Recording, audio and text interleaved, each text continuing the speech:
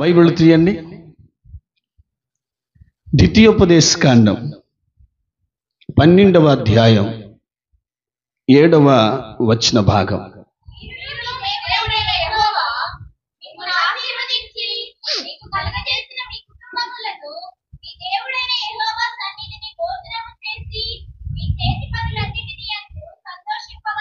హల్లెలూయా. ఇక్కడ దేవుడు నిన్ను ఆశీర్వదించి ఒంటరిగా నిన్ను ఉంచలేదు, వివాహం చేసి జత చేసి నిన్ను ఆశీర్వదించి నీకు ఒక కుటుంబాన్ని ఇచ్చాడు అంటారు. ఆమేనని ఆ కుటుంబముతో ఆయన సన్నిధికి వచ్చి ఆనందించండి, సంతోషించండి అని అక్కడ వాక్యంలో చూశాం. మనకిచ్చిన కుటుంబం, మనకి అన్నాను కదా, ఎవరికి వాళ్ళు అనుకోండి. నాకిచ్చిన కుటుంబం, ఇంకోసారి అనండి. 2 సమూయేలు గ్రంథం 3వ అధ్యాయం 1వ వచనంలో సౌలు కుటుంబం అంతకంతకు దిగజారిపోతుందట. దావీదు కుటుంబం అంతకంతకు వర్ధిల్లుచున్నది అని రాయబడి ఉంది. ఒక కుటుంబం బలహీనమైపోయింది, ఒక కుటుంబం బలంగా మారిపోతుంది. ఆలోచించండి. ఆమోసు గ్రంథంలో కూడా 6వ అధ్యాయం 11వ వచనంలో మీరు చదువుకుంటే చిన్న కుటుంబాలు చీలిపోతున్నాయి, చెప్పండి, పెద్ద కుటుంబాలు పాడైపోతున్నాయి అని అంటాడు. ఎందుకు? కొన్ని కుటుంబాలు బాగానే ఉంటున్నాయి, కొన్ని కుటుంబాలు బాగోట్లేదు. కొన్ని కుటుంబాలు బలంగా ఉంటున్నాయి, కొన్ని కుటుంబాలు బలహీనం అవుతున్నాయి. చిన్న కుటుంబాలు చెలిపోతున్నాయి, పెద్ద కుటుంబాలు పాడైపోతున్నాయి. వాస్తవంగా ఆలోచించండి, ఎందుకు కుటుంబాలు పాడైపోతున్నాయి అంటారు అంటే రకరకాల కారణాలు మనం చెప్తా వస్తాం. బైబిల్ మూసేయడానికి నేను చెప్తాను రకరకాల కారణాలు.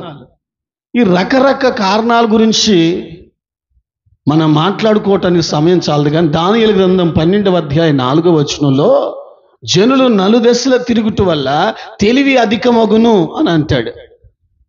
ఈరోజు మన చేతిలో ఉన్న ఈ ఫోన్ చూస్తున్నారా? అమ్మాయి రాస్తుంది చోట్ల, ఇంటర్నెట్ చేతిలో ఉంది. ప్రతి విషయం ఎంత సౌకర్యవంతంగా ఉందో, ఎంత అనుకూలంగా ఉందో, ప్రపంచంలో ఏది జరిగినా ఎంత దగ్గరగా మనకు అర్థమవుతుందో, ఎంత సౌకర్యవంతంగా దేవుడు ఈ జ్ఞానాన్ని బట్టి మనకు అనుగ్రహించాడో అందుని బట్టి దేవునికి స్తుతి కలుగును గాక. ఎంతైతే ఉపయోగకరంగా ఉందో అంత అపాయకరంగా కూడా మారిపోతుంది. మీతోటి మాట్లాడుతున్నాను. ఏంటి అని అంటే కుటుంబ వ్యవస్థ ఎందుకు పతనమైపోతుంది అని అంటే చాలా రీజన్లు ఉన్నాయి, కానీ మెయిన్ రీజన్ ఒకటి చెప్తాను. కుటుంబానికి పరువు అనేది ఒకటి ఉంటుందట. ఏంటిదమ్మా? అమ్మ నోరు కళ్ళు తెరిచి చెప్పు. ఏంటిదమ్మా? పరువు. ఇప్పుడు ఈ సమాజంలో నైతిక విలువలు తగ్గిపోయి కుటుంబ పరువు అన్నది ఏ కోశాన ఎవ్వరూ మనస్ఫూర్తిగా అంగీకరించట్లేదు. కుటుంబ పరువును కాపాడుకోవాలి అనే అవగాహన అటు స్త్రీకి లేదు, మాట్లాడొచ్చు మీరు కూడా, పురుషుడికి లేదు. కొద్ది కాలం కిందట మనం కొంచెం కాలం వెనక్కిపోతే పరువు గురించి చాలా వివరాలు ఉన్నాయి. అమ్మ కళ్ళు మూయి. పరువు గురించి చాలా వివరాలు ఉన్నాయి. మొదటిది ఏంటయ్యా అని అంటే సాయంత్రం పూట మజ్జిగన్నం పెట్టుకొని ఉప్పు తక్కువైతే ఉప్పు కోసం పక్కన ఇంటికి పోవటం కూడా పరువు తక్కువ అని చెప్పి ఆ నీళ్లే తాగి తృప్తి చెందిన వాళ్ళు ఉన్నారు. ఎందుకని? పరువు తక్కువ పని, పరువు పోద్దేమో. పక్కన ఇంటికి ఉప్పు కోసం పోయినా పరువు పోద్దేమోనని ఆ కాలంలో అంత భయపడేవాళ్ళు.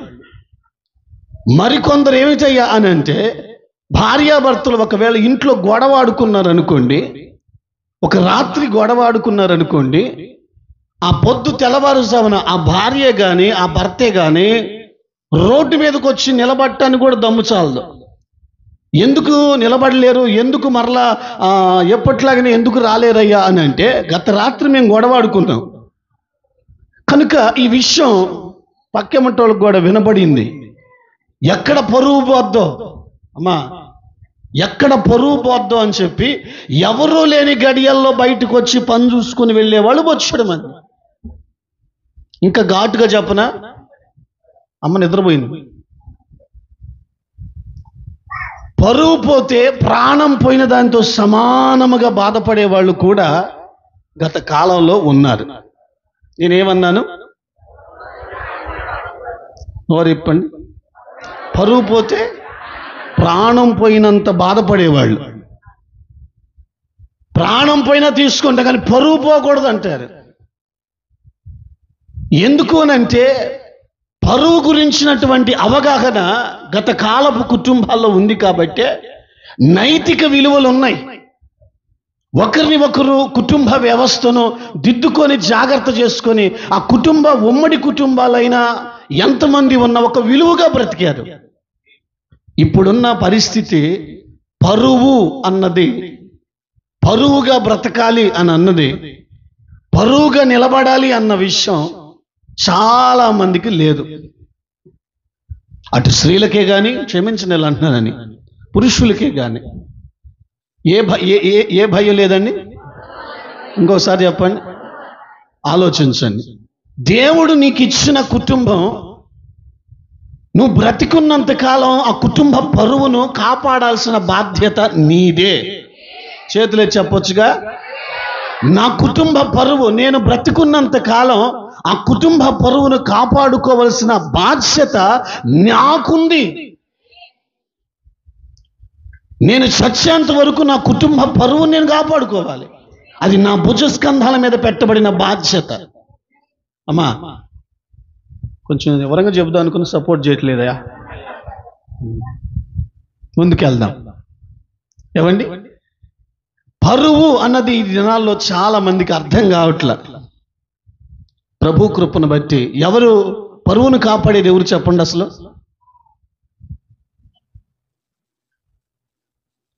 ఇంట్లో ఉన్న మనుషులే ఆ ఇంటి పరువును కాపాడాలి. ఏదో ఒకసారి నోరిపి చెప్పండి. నీ ఇంట్లో ఎవరున్నారు?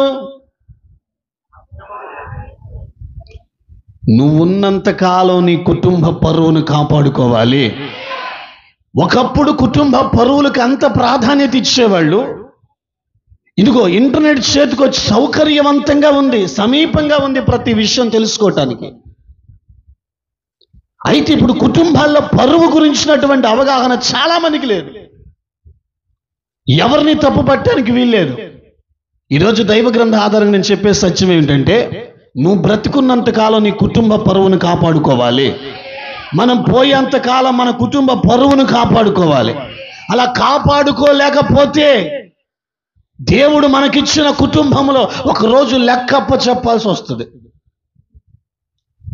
సరే, ముందుకెళ్తాను. ఇక మొదటిది, పరువు అంటే అర్థం ఏంటో చెప్పండి. చెప్పాలి. ఇంకా వినపడలా? పరువు అంటే అర్థం ఏంటి అసలు?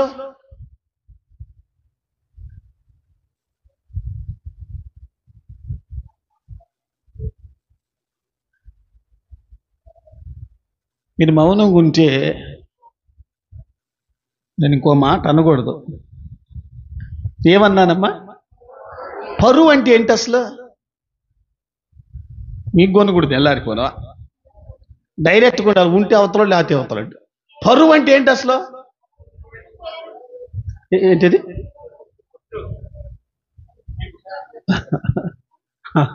ఇంకా సరే అండి, మీరు మేధావులు కాబట్టి మీకు ఈ ఆలోచనలు అందకపోవచ్చు. నేను చెప్తాను, మంచి స్తోత్రం చేస్తే. సరే, పరువు అని అంటే 4 అర్థాలు వస్తాయి. ఎన్ని అర్థాలు? 4 అర్థాలు. జాగ్రత్త.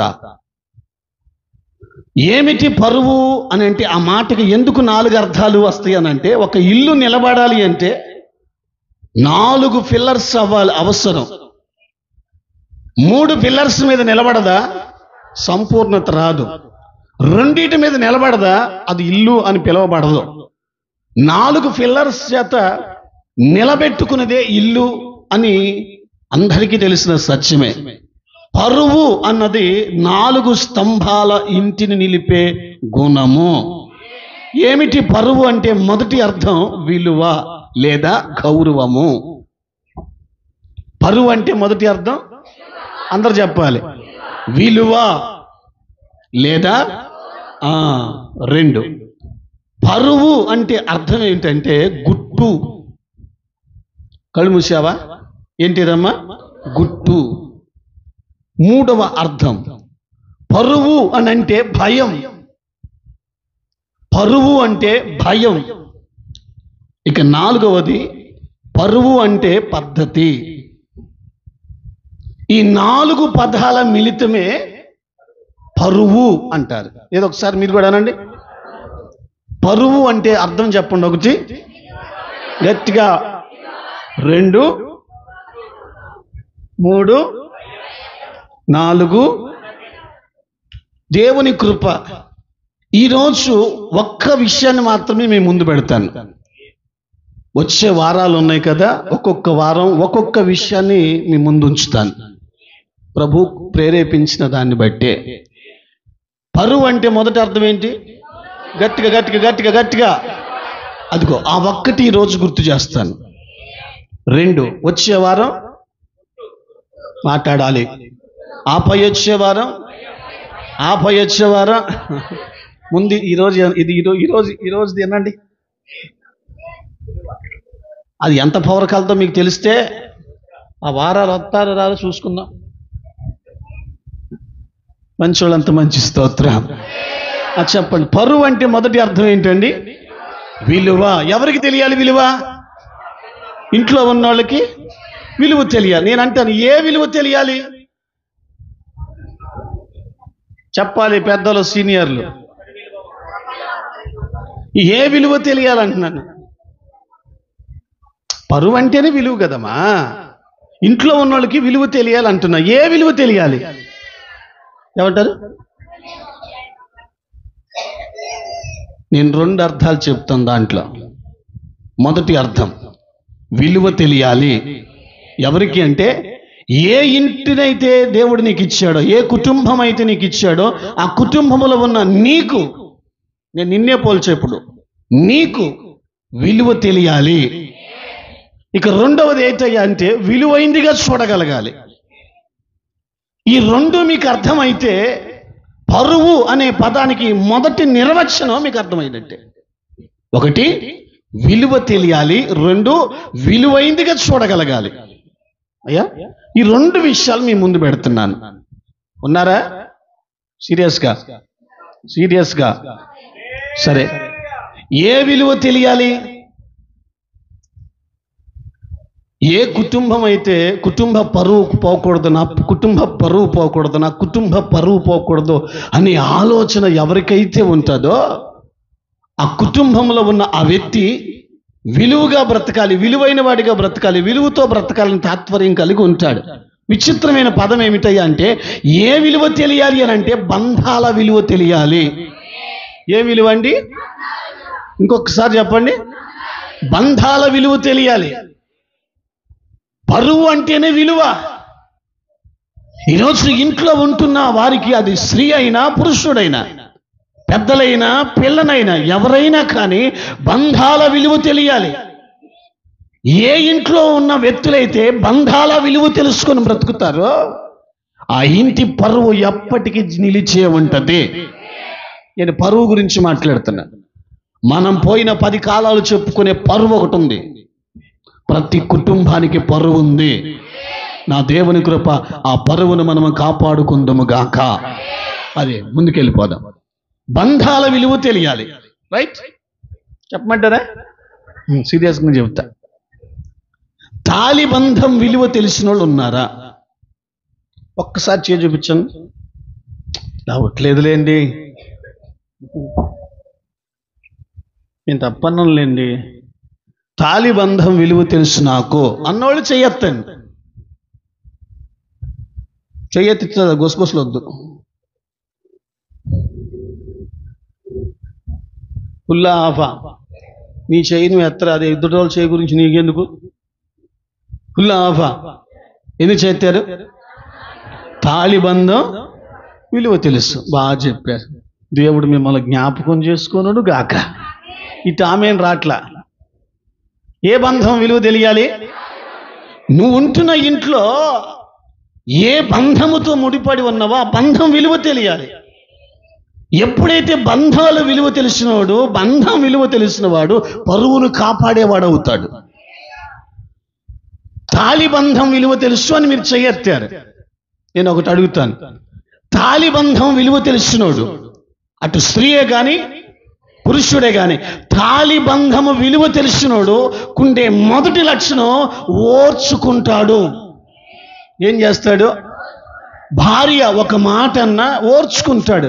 మా వృద్ధులే భర్త ఒక మాట అన్నా ఓర్చుకుంటుంది, మారతాళ్లే అని. ఎందుకు ఓర్చుకుంటుంది అని అంటే తాళిబంధం విలువ తెలిసే వాళ్ళే ఓర్చుకోగలరు. అద్దం ముందు కూర్చున్నారు, నిబ్బరంగా చూసుకోండి, మీకు దొరుకుద్ది. ఎవరు ఓర్చుకోగలరు? కొంచెం గట్టిగా ఇంకొకసారి చెప్పండి. అమ్మా ఉన్నారమ్మా, ఉంటే కొంచెం మాట్లాడండి తల్లి. ఏదో ఒకసారి చెప్పండి. ఆ తాళిబంధం విలువ తెలిసినోడు ఓర్చుకుంటాడు. మరి నీకు ఆ ఓర్పు ఉందో లేదో నాకు తెలియదు.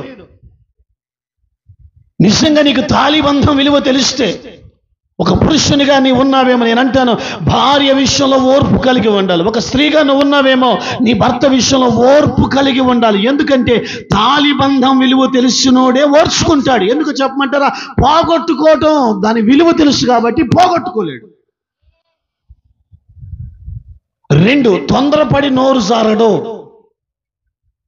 తాళిబంధం విలువ తెలిసినోడు తొందరపడి నోరు జారడు. ఎందుకు తొందరపడి నోరు జారడు అని అంటే బంధాల విలువ తెలిసినోడు. ఒకటి ఓర్చుకుంటాడు, రెండవది తొందరపడి నోరు జారడు. అటు స్త్రీ అయినా పురుషుడైనా తొందరపడి నోరు జారరు. ఎందుకు జారరు అని అంటే బంధం విలువ తెలుసు కాబట్టి. ప్రతి గొడవ వస్తే చాలు పుట్టింటికి పో అని అనే పురుషులారా నేను ఒకటే చెప్తాను, బంధాల విలువ తెలిస్తే అలా మాట్లాడొద్దు. నీకు తాళిబంధ విలువ తెలిస్తే ఓర్చుకోగలగాలి.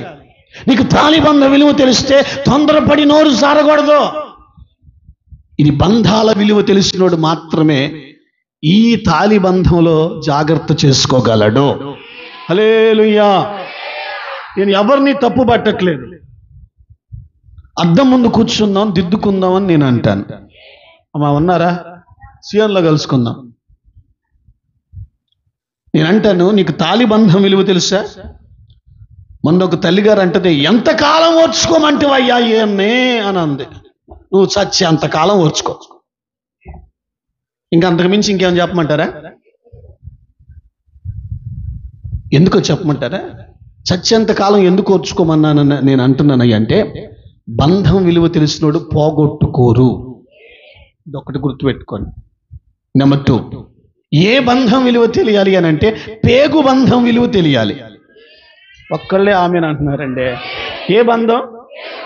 ఇంకొకసారి చెప్పండి. మన నాకు పేగు బంధం విలువ తెలుసు అని చేస్తండి. అదేలే, అదే అదే అదే మీకు యేసు రక్తమే జయం. ఎందుకు చేస్తారు? ఆలోచించుకొని చేస్తాను. వందనాలమ్మా, బయలుదేరిపోతానమ్మా. అమ్మ రాత్రమమ్మా. ఎందుకు చేస్తారు? పేగు బంధం విలువ తెలుసా? బాబోయ్, మీరెప్పుడు మారుమనసు పొందారయ్యా నాయన.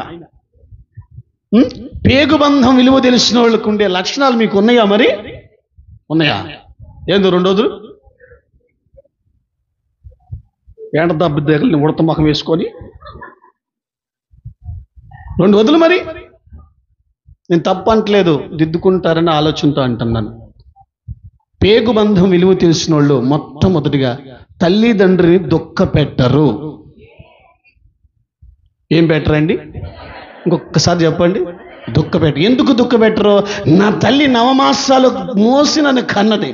మా నాన్న మా అమ్మ రేయింబగులు కష్టపడితేనే ఈరోజు ఇలా నేను ఉండగలిగాను గనుక నేను బ్రతికున్నంత కాలం వాళ్ళని దుఃఖపెట్టకూడదు. వాళ్ళు నాకు ప్రాణం పోశారు, బ్రతకడానికి జీవితాన్ని ఇచ్చారు, బ్రతికేందుకు జ్ఞానాన్ని నేర్పారు, నిలబడటానికి కుటుంబాన్ని ఇచ్చాడు, ఒక ప్లాట్ఫామ్ నా కోసం నా కుటుంబంలో ఏర్పాటు చేశారు.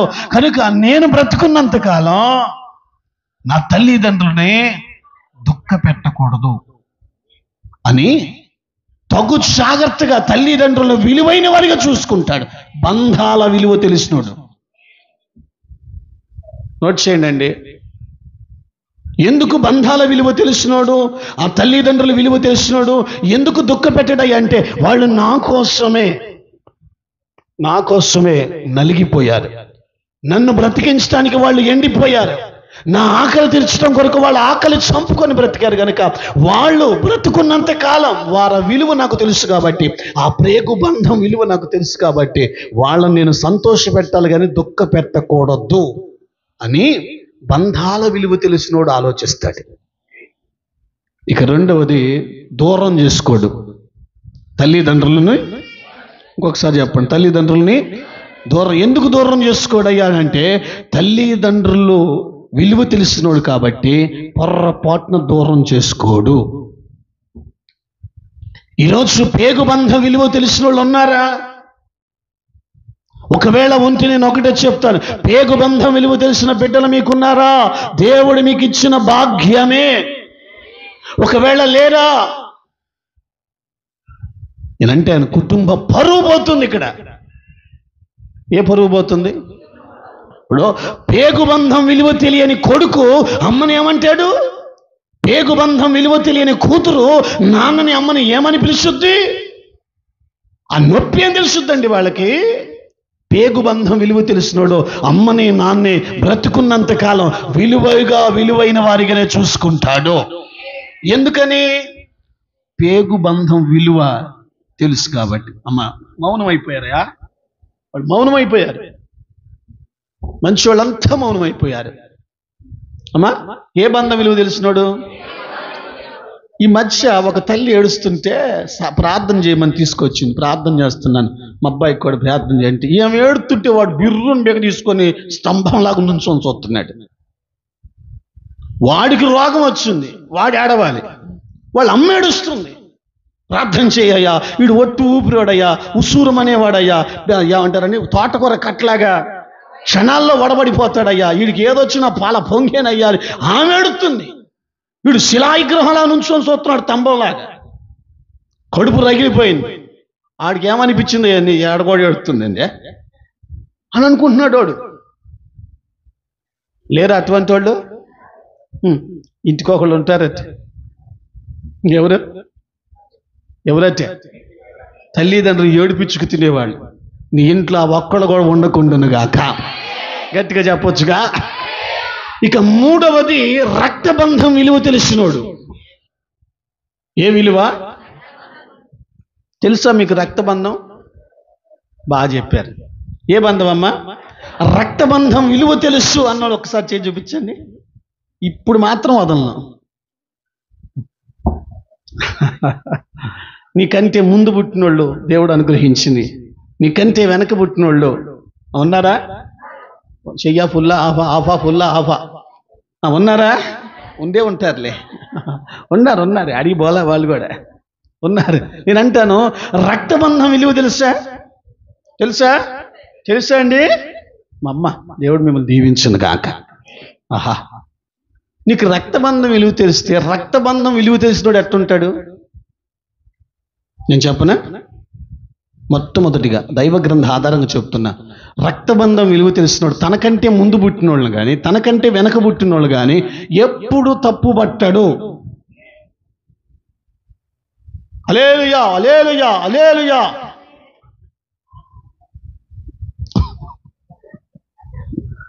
ఎప్పుడు తప్పు పట్టడు. ఎందుకు తప్పు పట్టడు?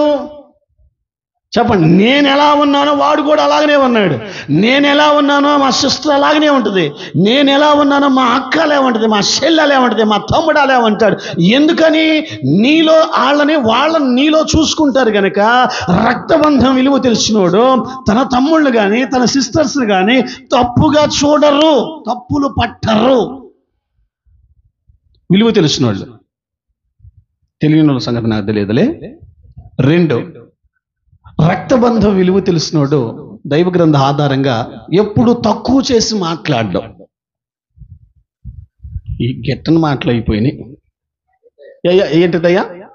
తక్కువ చేసి, అటు చిన్నవాళ్ళైనా అటు పెద్దవాళ్ళైనా, నీకంటే ముందు పుట్టినోళ్ళైనా నీ తర్వాత పుట్టినోళ్ళైనా తక్కువ చేసి ఎందుకు మాట్లాడంటే రక్తబంధం విలువ తెలిసినోళ్ళకి. నా దేవుని కృప, నీకు బంధాల విలువ తెలియాలి. మంచి స్తోత్రం. ఒకవేళ నీకు బంధాల విలువ తెలిస్తే కుటుంబ పరువును కాపాడుకున్న వ్యక్తి అవుతావు. నీకు బంధాల విలువ తెలియట్లేదు అంటే కుటుంబానికి ఒక పరువు ఒకటి ఏడ్చి చచ్చింది, దాన్ని జాగ్రత్త చేయాల. అందుకే మళ్ళీ చెప్తున్నాను, మనం బ్రతుకున్నంతకాలం కుటుంబ పరువును కాపాడుకుంటాము గాక. అలా కాపాడుకోవాలంటే ముందు విలువ తెలుసుకో. భార్యను ఒక మాట అనేటప్పుడు, భర్తను ఒక మాట అనేటప్పుడు, ఏమండి తల్లిదండ్రులు ఒక మాట అనేటప్పుడు, తోబుట్టులను ఒక మాట అనేటప్పుడు బంధాల విలువ తెలిస్తే అలా ఎందుకు మాట్లాడుతావు? వెళ్ళిపోతున్నామ్మా. మొట్టమొదటిది పరువు అంటే మొదటి అర్థం ఏంటండి? గట్టిగా ఏ విషయంలో విలువ తెలియాలి? ఏంటిదండి? ఎవరికి తెలియాలండి? అమ్మ నీకు తెలియాలిగా. ముందు నాకేం తెలియాలి? తాళిబంధం విలువ తెలియాలి. విలువ తెలిసినోడు పోగొట్టుకోడు. పేగుబంధం విలువ తెలియాలి. విలువ తెలిసినోడు పోగొట్టుకోడు. రక్తబంధం విలువ తెలియాలి. విలువ తెలిసినోడు పోగొట్టుకోడు. విలువ తెలిసి ఉండటమే పరువును నిలబెట్టుకోవటం అంటే. కొంతమందికి ఈ గడియల్లో అసలు ఎక్కట్లేదు కదా. పరువు గురించిన భయం ఉంటేనేగా. సోషల్ మీడియా వచ్చింది. 4 గోడల మధ్య ఉండాల్సిన వ్యక్తులు పబ్లిక్ అయిపోయారు. ఎక్కడుంది పరువు? ఒక కుటుంబానికి ఒక పరువు, అదే విలువ. ఆ విలువను కాపాడుకుందాం, విలువైన వారిగా బ్రతుకుదామన్న మినిమం కామన్ సెన్స్ లేకుండా ప్రవర్తించే వాళ్ళు చాలా మంది ఉన్నారు. ఆ దేవుని కృప, మనం బ్రతుకున్నంతకాలం దేవుని ఎదుట మన కుటుంబాల పరువును కాపాడుకుందాము గాక. హల్లెలూయా. ఇక రెండవది విలువైందిగా చూడగలగాలి. ఏంటిదండి? విలువైందిగా చూడగలగాలి. నేను ఒక మాట అడుగుతాను, సీరియస్గా అడుగుతాను. మీరు కూడా సీరియస్గా టక్కుని సమాధానం చెప్పాలి. చెప్తారా? మౌనమై తుమ్మురేసి టక్కుని అడగమంటారా? నీ ఇంట్లో నీకు విలువైంది ఏది?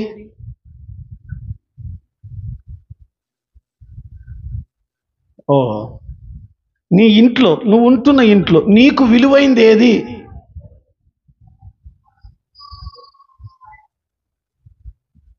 కొంచెం చించండి, ఆలోచించండి. నీ ఇంట్లో నీకు విలువైంది ఏది?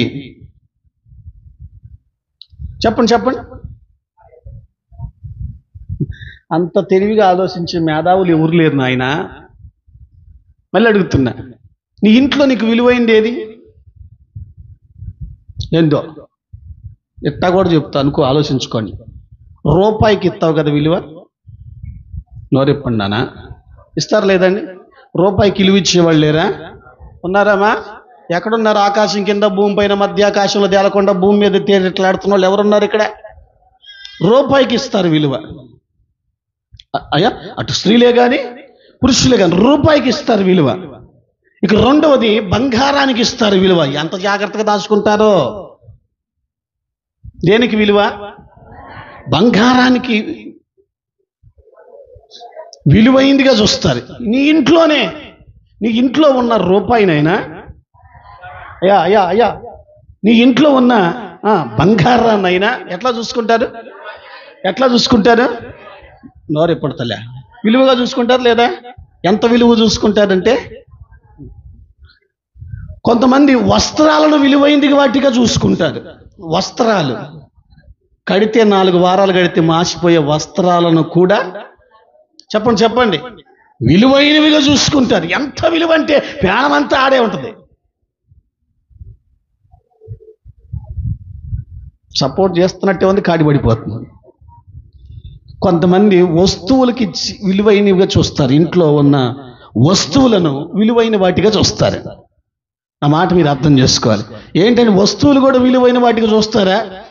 నాకు తెలిసిన ఒక తల్లి గారు ఒకసారి ప్రార్థన చేద్దరు రండి అని బలవంతం చేస్తే అనుకోకుండా వాళ్ళ ఇంటికి పోయా. విచిత్రం ఏంటంటే, అయ్యా ఒకసారి అటు చూడండి, ఒకసారి అటు చూడండి అంది. ఏంద్రా బాబు చూడండిరా బాబు అంటే అటుకెక్కిచ్చింది. అయ్యా ఇప్పుడు కాదు అప్పుడు కాదు, పెళ్ళి గడియలో పెళ్ళైన కొత్తలో ఇంత చెంపేదో ఇచ్చారట.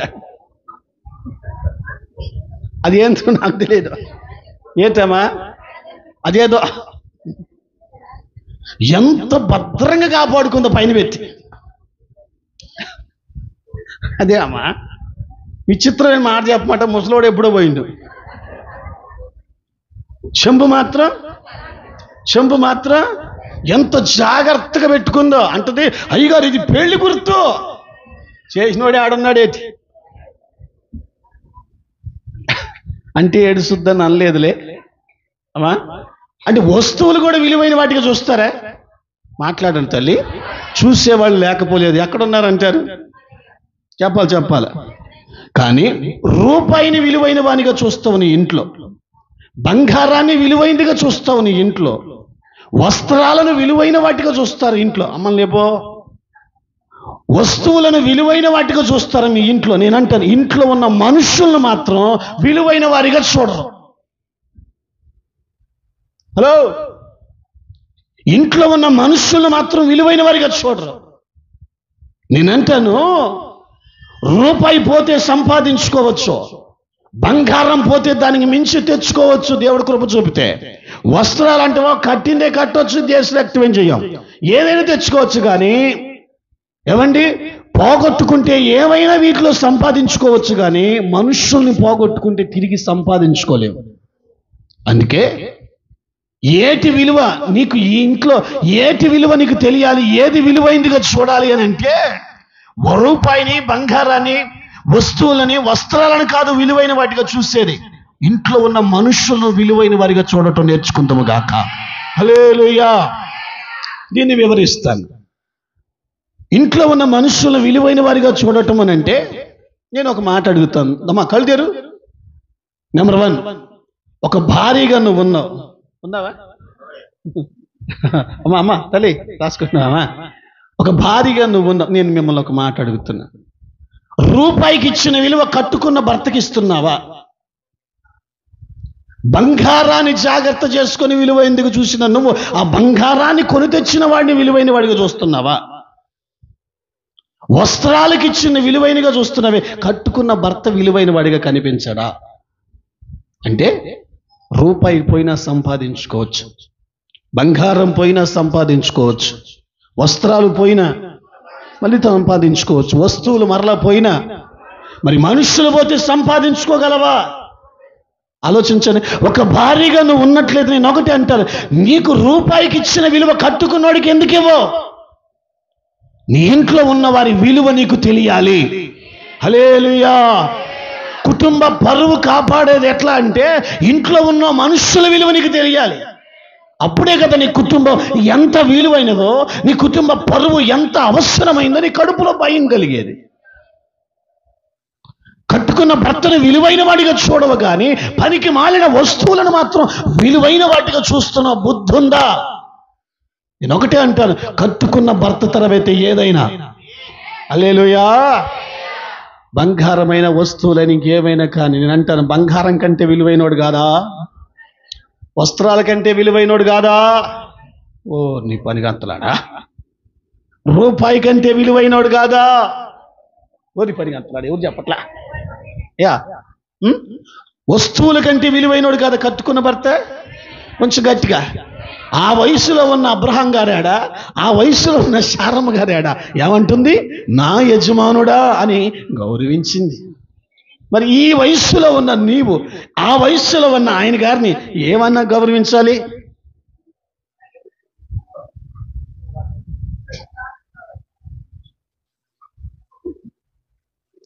బలి పెరిగినట్టే ఉంది కానీ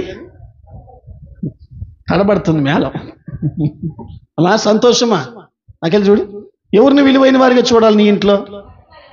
చెప్పండి అమ్మా. కట్టుకున్న భర్త కంటే ఏది నీకు విలువైందో నాకు చెప్పండి. ఎస్ అర్థం? అందుకే అంటాను, విలువ తెలుసుకో. గట్టిగా స్తోత్రం. విలువ తెలుసుకో. మిగతా వాటికి ఇచ్చే విలువ కంటే రెట్టింపు విలువకు పాత్రుడు కట్టుకున్న భర్తే. అతన్ని విలువైన వాడిగా చూడగలిగితే నీ ఇల్లు ఎప్పుడు కూడా పరువుతో నిలబడగలుగుద్ది. ఆయన పక్కన పడేసి మిగతాయన్నీ అప్పం తిప్పా.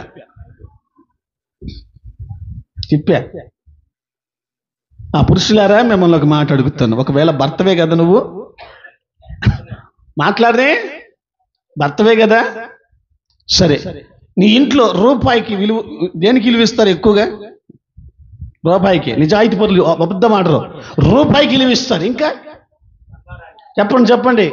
బంగారానికి విలువ ఇస్తారు. ఇంకా ఇంకా ఆహా. కట్టుకున్న భర్త విలువైన వాడిగా చూస్తాడు ఇంట్లో. ఎవరిని? బంగారాన్ని.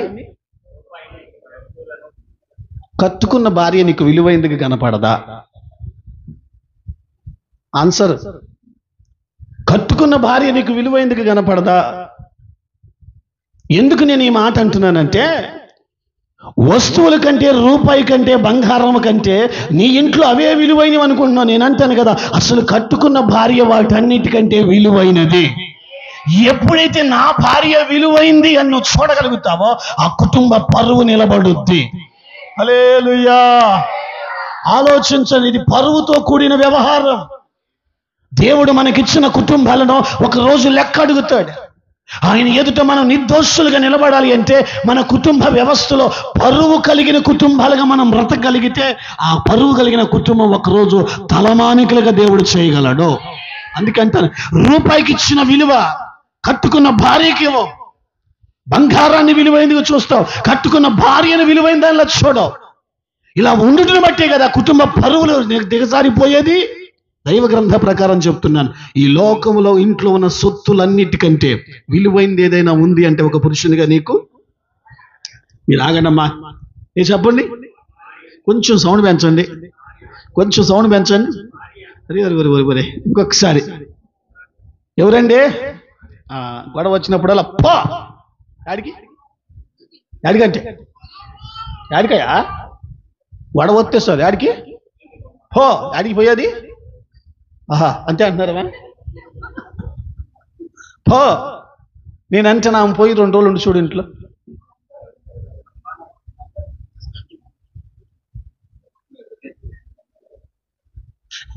యేసు రక్తమే జయం, ఇంటికి బయలుదేరతా. వస్తువులకు ఇచ్చిన విలువ, బంగారానికి ఇచ్చిన విలువ కట్టుకున్న భార్యకి ఎవరు? కొంతమంది పురుషులు. అందుకే భార్య విలువైందిగా కనపడదు, మిగతాదంతా విలువైందిగా కనపడద్దు వాళ్ళకి. అందుకే లోకంలో పరువు గురించిన భయం లేకుండా బ్రతుకుతున్నారు. దైవ గ్రంథ ఆధారంగా చెప్తున్నాను, మన కుటుంబ పరువును మనం కాపాడుకుందాము గాక. దేవుడు మనకిచ్చిన కుటుంబ విలువలు మనం కాపాడుకుందాము గాక. సంతోషిస్తూ మంచి స్తోత్రం. దీంట్లో ఇంకొక లాజిక్ ఉంది, ఆ ఒక్క మాట చెప్పమంటారా? మిమ్మల్ని అడిగి తీసుకోవాల్సి వస్తుంది పర్మిషన్. అడగమంటారా? ఒకవేళ కోడలవా అని అడిగా కదా, నీ ఇంట్లో విలువైంది ఏది? విలువగా చూసేది ఏది? రూపాయిని విలువైన దానిగా చూస్తావు. అయ్యా నువ్వు చెప్పండి. అయ్యా వాళ్ళు మౌనంగా ఉన్నారు. రూపాయిని విలువైన దానిగా చూస్తుంది, బంగారాన్ని విలువైన దానిలో చూస్తుంది కోడలే.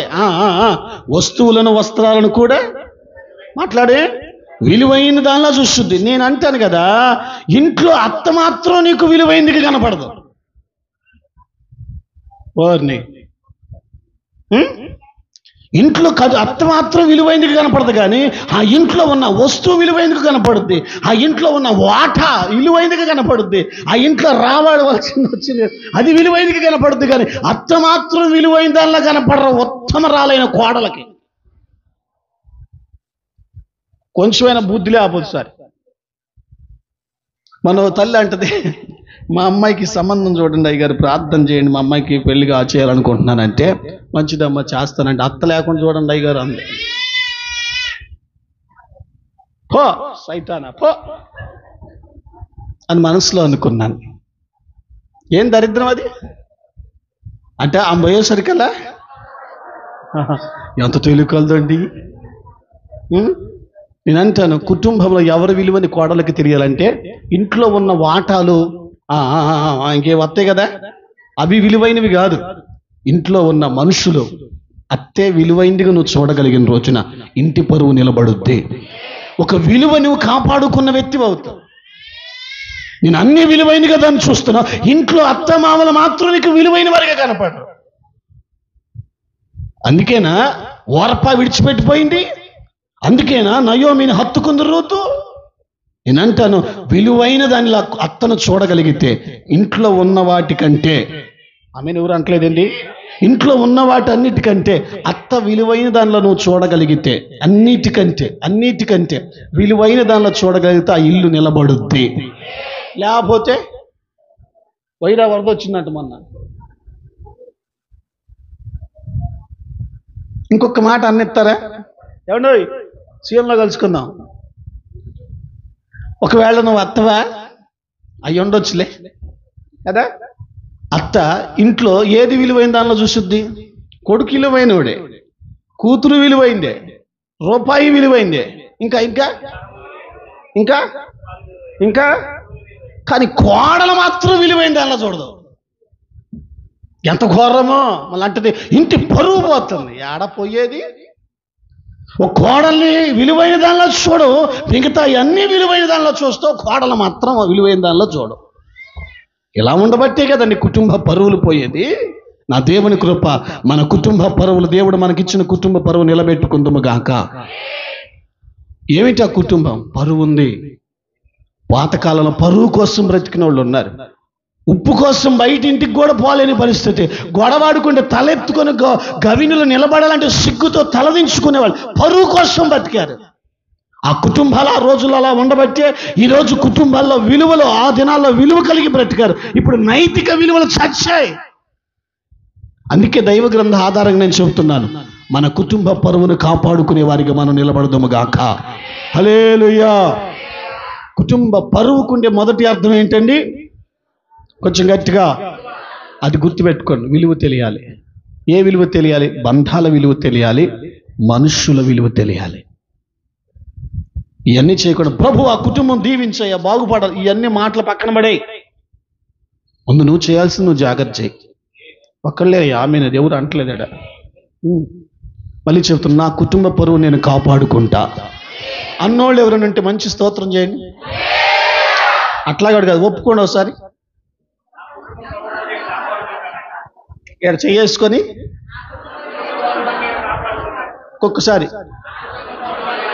ఇంకొకసారి నా కుటుంబ పరువును, నా కుటుంబ వాళ్ళు చేయట్లా. నేను ఇంక అనకూడదు ఈ స్థానంలో ఉండి. ఏదో ఒకసారి అండి, పరువు పోతే ప్రాణం పోయిన దాంతో సమానం. ఇంకా అచ్చమైన తెలుగులో చెప్పమంటారా? నువ్వు బతుకున్నంతకాలం నీ కుటుంబ పరువు నువ్వే కాపాడాలి. ఒకవేళ నువ్వే కుటుంబ పరువు తీసే వ్యక్తిగా మారావంటే ఆ కుటుంబం నాశనం అవుద్ది. ఏం చేయడానికి కుటుంబాలు? ఇంకా వివాహ వ్యవస్థను ఏర్పాటు చేసి బంధాలను ముడిపెట్టి నలుగురి మధ్య, 4 కుటుంబాల మధ్య నేను బతికిచ్చేది ఎందుకు? నైతిక విలువలు చచ్చి ఎట్లా పడితే అట్లా బ్రతకడానికా? కాదుగా. దేవుడు మనకిచ్చిన కుటుంబాలను పరువుగా కాపాడుకుంటాము గాక. కుటుంబానికి ఒక పరువు ఉంది, మనిషికి ఒక పరువు ఉంది. మనం చచ్చిన ఆ పరువు మనల్ని బతికిస్తుంది. ఎందుకంటే పరువుగా బ్రతికాడ్రా, పరువుగా బ్రతికిందిరా అని ఎప్పుడైతే మన పరువే ఎదుటి వాళ్ళను ప్రభావితం చేస్తుంది. అందుకే మళ్ళీ చేతులు పరువును కాపాడుకుందాం. ఎవరి పరువు ఎవరు కాపాడాలి?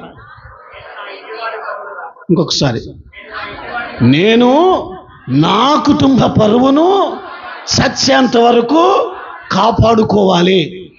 ఆమెను కాదు, ఒకసారి అనండి.